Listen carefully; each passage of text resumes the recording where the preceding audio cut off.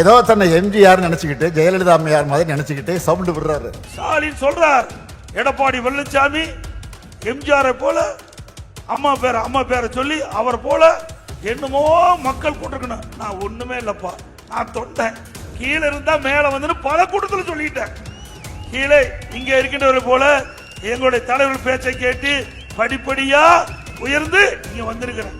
நான் பல கூட்டத்தில் சொல்லியாச்சு, நான் தலைவர் என்று எப்போதுமே சொன்னது கிடையாது. எல்லா தொலைக்காட்சியில் நீங்க பாருங்க, பல்வேறு கூட்டத்தில் பேசிய பேச்செல்லாம் கேளுங்க. ஏன்னா அவரை கேட்கறதுக்கும் எப்போ கேட்டதும் கிடையாது, அவரு மற்றவர் சொல்வதும் கேட்க மாட்டாரு, தனக்கும் கிடையாது. அது வேண்டாம், தப்பா போயிரு, வேண்டாம். விமர்சனம் பண்ண நீ ஒருமையில பேசலான்னு சொல்லுவார். ஆக திரு ஸ்டாலின் அவர்களே, தயவு செய்து நாங்க பேசுவதை கவனிங்க. அது மட்டும் இல்ல, நீங்க வந்த பாதை வேற, நாங்க வந்த பாதை வேற.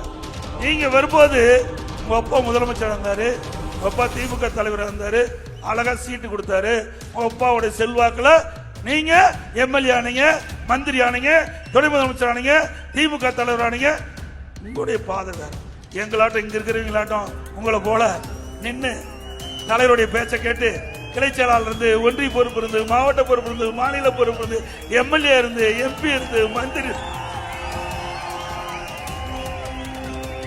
இந்த இயக்கத்திற்கு கடினமாக உழைத்த காரணத்தினாலே, இந்த இயக்கத்துக்கு விசுவாசமாக இருந்த காரணத்தினாலே, இங்க இருக்கின்ற நிர்வாகிகள், இங்க இருக்கின்ற பொதுமக்கள் கூட்டத்தில் போனா நான் யார் தெரியுமா?